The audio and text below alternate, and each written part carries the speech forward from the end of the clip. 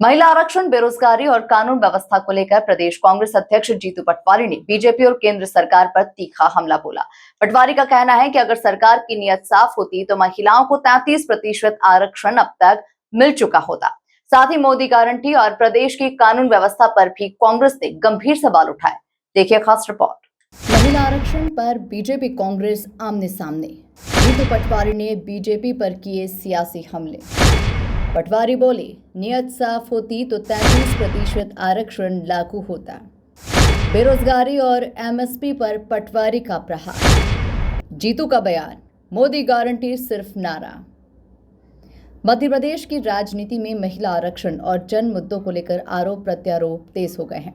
प्रदेश कांग्रेस अध्यक्ष जीतू पटवारी ने बीजेपी पर निशाना साधते हुए कहा कि महिलाओं को 33% आरक्षण देने में सरकार सिर्फ बातें कर रही है, जमीन पर कुछ भी नहीं। पटवारी ने कहा कि कांग्रेस हमेशा महिला आरक्षण के पक्ष में रही है, लेकिन बीजेपी की नीयत और नीति दोनों पर सवाल खड़े हो रहे हैं। उन्होंने ये भी कहा कि अगर सरकार सच में महिलाओं को सशक्त बनाना चाहती है तो मध्य प्रदेश की 230 विधानसभा सीटों में 33% आरक्षण लागू करे। कांग्रेस इसका पूरा समर्थन करेगी। मोदी जी, मैंने कल भी ये बात कही थी, हमारे विधायक दल ने भी अपनी बात ईमानदारी से रखी। अगर बीजेपी की नीयत होती तो आज मौजूदा परिस्थिति में महिलाओं को 33% आरक्षण देश में भी देती और प्रदेश में भी देती। नरेंद्र मोदी जी, भारतीय जनता पार्टी देश को गुमराह करना चाहते हैं। हम सीट बढ़ाएंगे, 850 करेंगे, फिर महिलाओं को आरक्षण देंगे, नहीं होगा तो नहीं देंगे। ये बहनें समझ गई, देश समझ गया। ये महिलाओं को मैसेज मिल गया है कि नरेंद्र मोदी से सवाल देश पूछ रहा है कि स्टीम फाइल का सच क्या है, तो वो गुमराह कर रहे हैं। देश सवाल पूछ रहा है कि आपकी महंगाई, बेरोजगारी, आपके किसानों की एमएसपी क्या हुआ, ट्रंप आप पर कब्जा क्यों किया, तो ये सवालों का उत्तर नहीं दे पाते हैं, तो ये नया संगूफा लेके आते हैं। कांग्रेस पार्टी ने अपनी नीति और नियत दोनों को सदन में भी बताया, सदन से बाहर भी बताया। आज 230 सीट पर बीजेपी तैयार हो, हम 230 सीट पर बहनों को आरक्षण मिलेगा। कांग्रेस पार्टी पूरी तरीके से, पूर्ण रूप से बीजेपी का समर्थन करेंगे, सरकार का समर्थन करेंगे। ऐसे ही देश में जितनी आज मौजूदा लोकसभा की सीटें हैं उसमें महिलाओं को आरक्षण दें, कांग्रेस पार्टी ने क्लियरिटी लाई है। अब रही बात परिसीमन की, तो ये तो जातिगत जनगणना के बाद कराने का 2023 में पास हो गया था, फिर नए सिरे से ये तूफान क्यों मचाया गया, देश को गुमराह क्यों किया गया, देश का कर्ज लेके पैसा व्यय क्यों किया गया। ये सवाल देश समझे, देखे, और ये नरेंद्र मोदी का तिलिस्म टूट चुका है।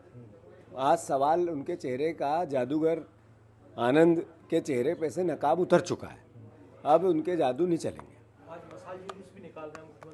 इसके अलावा पटवारी ने बेरोजगारी, किसानों के एमएसपी और आर्थिक नीतियों को लेकर भी सरकार को घेरा। उन्होंने आरोप लगाया कि सरकार इन अहम मुद्दों से ध्यान भटकाने की कोशिश कर रही है। परिसीमन और जनगणना को लेकर भी कांग्रेस ने सवाल उठाए। ऐसा है कि वो अब मशाल जुलूस निकालें या अगरबत्ती जुलूस, उनका जो होना था हो गया। और भारतीय जनता पार्टी ने मोदी गारंटियाँ दी और मोदी गारंटी एक पूरी नहीं करी, और बल्टे में हमारे मुख्यमंत्री जी, अभिनंदन मुख्यमंत्री जी को मध्य प्रदेश के माथे पे बिठा दिया, जिससे मध्य प्रदेश की स्थिति दिन पे दिन बदतर होती जा रही है। वो चाहे रोजगार को लेके, चाहे कानून व्यवस्था को लेके। क्या परिस्थिति होगी कि विदिशा में किसान ने वीडियो बना के कहा कि मुझे एक विधायक, भारतीय जनता पार्टी का नेता कहता है शिवराज सिंह की हत्या कर दो, और वो दूसरे दिन उसकी लाश मिली, गर्दन पटरियों पर कटी मिली, और कानून व्यवस्था किस तरह की चल रही है देख लो आप। इससे भयंकर जंगल राज क्या हो सकता है, इससे भयावह जंगल राज क्या हो सकता है। एक बीजेपी का नेता अधिकारी की हत्या कर देता है, एक बीजेपी के नेता अधिकारियों को मारते हैं, बीजेपी के विधायक अलग अलग तरह की यातना करते हैं, बीजेपी के मंत्रियों के बेटे बेटियां सार्वजनिक जितनी हो सके उतनी वाहियातपने करते हैं।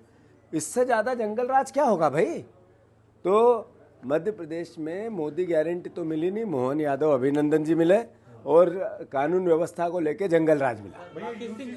राकेश सिंह पर आरोप लगाए तो उन्होंने कहा, तो साफ है कि महिला आरक्षण से लेकर बेरोजगारी और कानून व्यवस्था जैसे मुद्दों पर सियासी घमासान तेज हो गया है। अब देखना होगा कि पटवारी के सियासी हमलों पर बीजेपी क्या जवाब देती है। Bureau report, MP news Bhopal.